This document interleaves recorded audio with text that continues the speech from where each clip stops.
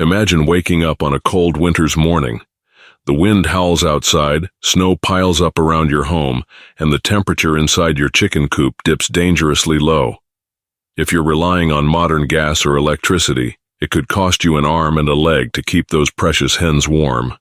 But what if I told you there's a way to keep your chicken coop warm without using any of those modern utilities? What if you could harness the wisdom of a community that's been surviving and thriving for centuries without relying on the grid? In today's video, we're about to unlock the secrets of how the Amish keep their chicken coops cozy and their hens healthy. You won't believe the methods they use and how you can apply these same tricks to your homestead. Stay tuned because by the end of this video, you'll know exactly how to turn your chicken coop into a winter-safe haven. No gas, no electricity, no expensive bills. To understand how the Amish heat their chicken coops, we first need to take a closer look at their lifestyle. The Amish, often portrayed as simple people, are in fact masters of ingenuity and sustainability. They've survived centuries without relying on the conveniences most of us can't imagine living without. In a world where people are obsessed with the newest gadgets, the Amish remind us that sometimes the simplest solutions are the best ones. Think about it. How often do we get caught up in the noise of modern life? We forget that the answers to our problems may lie in the way things were done in the past, when people were resourceful, creative, and yes, resilient. But how do they keep their chickens alive in the brutal winter cold without electricity or gas? Let's dive in, because the answer might just surprise you. First up, the Amish don't shy away from solar power. And no, it's not what you might think. They don't rely on high-tech solar grids that cost a fortune. Instead, they use solar heat, a remarkably simple yet effective strategy. By strategically placing solar panels, or even using passive solar designs, they allow the sun to warm up the chicken coop during the day. Now you might be thinking, but what about those long, dark winter nights? That's where the genius lies. They've mastered the art of capturing and storing that solar energy in thermal mass, materials like stone or brick, which hold on to the heat for hours after the sun sets. These materials release the heat slowly, keeping the coop warm when it matters most. But there's more to this method that you won't want to miss. Hold on, we're just getting started. Next, let's talk about warmth you can feel in your bones, the old-fashioned kind. The Amish are known for their use of wood stoves and coal as heating sources. While these methods may seem antiquated to some, they remain incredibly efficient and cost-effective. But here's the key. Wood stoves and coal aren't just about heat. They're about control. You get to decide how much warmth your coop needs, based on the weather and your chicken's needs. The flexibility is unmatched, and it's one of the reasons the Amish continue to use this tried-and-true method. But we can't forget. There's a hidden danger here that could be catastrophic if you're not careful. Don't worry, I'll reveal that shortly. Now let's talk about insulation. You've probably heard that keeping your chickens warm means making sure your chicken coop is well insulated. But have you ever wondered what exactly the Amish use for insulation? They don't go to a big box store and grab some expensive fiberglass. No, they get creative. The Amish use straw, hay, and even old blankets as insulation to trap the heat inside the coop. And here's the genius. These materials are not only inexpensive, but are often sourced from their own land. They're sustainable, and they're natural. The straw and hay not only keep the cold out, but also serve as bedding for the chickens, reducing waste while keeping them comfortable. What's more, the Amish understand the importance of ventilation. Too much insulation and too little airflow can be deadly for your flock. If you don't have proper ventilation, your chickens might be at risk for respiratory problems. It's a delicate balance, and trust me, you'll want to hear how the Amish make sure this doesn't happen. One of the most fascinating aspects of Amish chicken coop heating is their use of thermal mass. The Amish understand that the key to sustainable heating isn't just about generating warmth, it's about holding on to it. They build their coops with materials that retain heat over time, such as stone, brick, or even thick wood. This strategy works like this. During the day, the coop absorbs heat from the sun or a wood stove, and at night, the heat slowly releases, keeping your chickens warm well into the early hours of the morning. It's as if your chicken coop becomes a natural self-sustaining heater. But here's the catch. Getting your thermal mass just right takes a careful combination of materials and design. It's not as simple as just stacking bricks.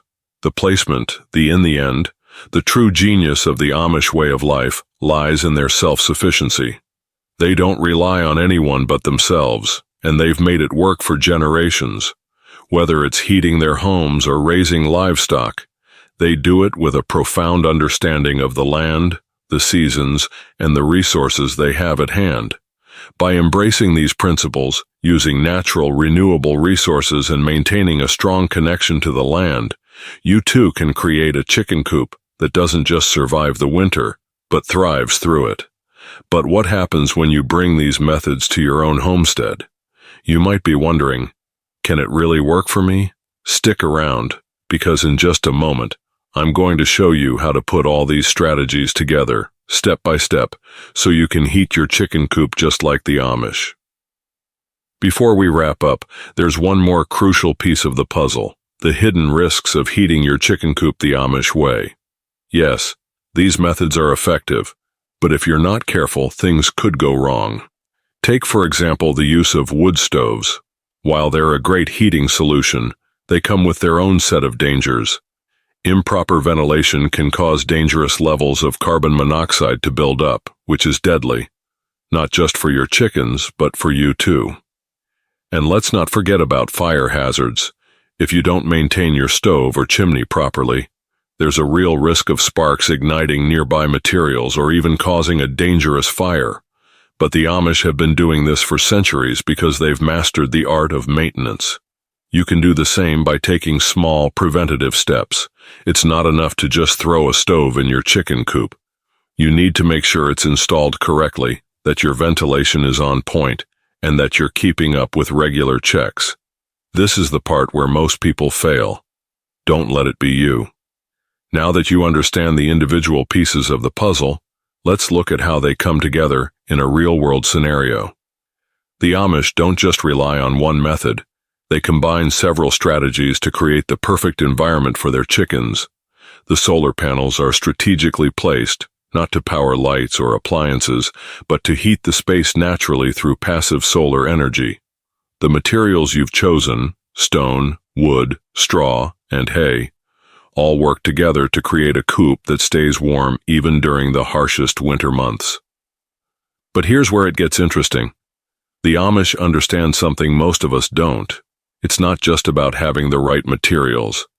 It's about knowing the rhythm of the seasons, the natural flow of energy, and how to work with the earth instead of against it.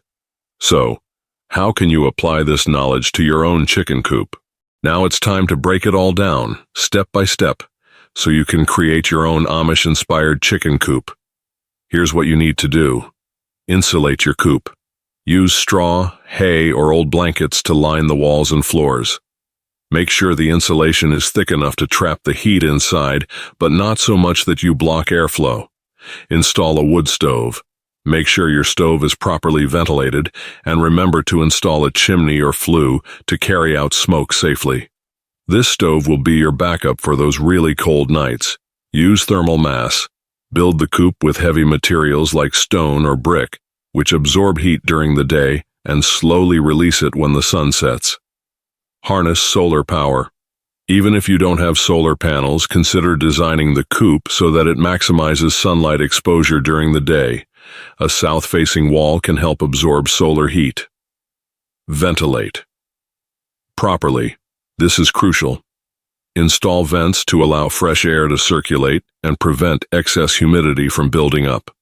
Proper airflow prevents respiratory issues for your chickens. Monitor the temperature. It's essential to keep an eye on the temperature inside the coop. An easy-to-install thermometer can help you gauge whether you need to adjust your heating methods. And there you have it, the ultimate guide to heating your chicken coop the Amish way. It's a combination of tradition, ingenuity, and simple, sustainable practices that you can start implementing right away. But here's where it gets really interesting. With everything going on in the world right now, rising energy costs, grid instability, and the unpredictable future of energy sources. The Amish way might be the key to a new way of living for all of us. What if you could take control of your energy use, lower your utility bills, and create a sustainable environment for your chickens, all at once? What if the key to surviving and thriving in today's world lies not in more technology, but in less? In the next video, I'll show you exactly how to adapt Amish-inspired practices to other areas of your homestead, giving you even more control over your life and your future. So, are you ready to take the Amish wisdom into your own hands and transform your chicken coop into a cozy, self-sufficient haven? The methods we've explored today aren't just about survival. They're about thriving, finding peace in simplicity, and building a sustainable future for yourself and your family.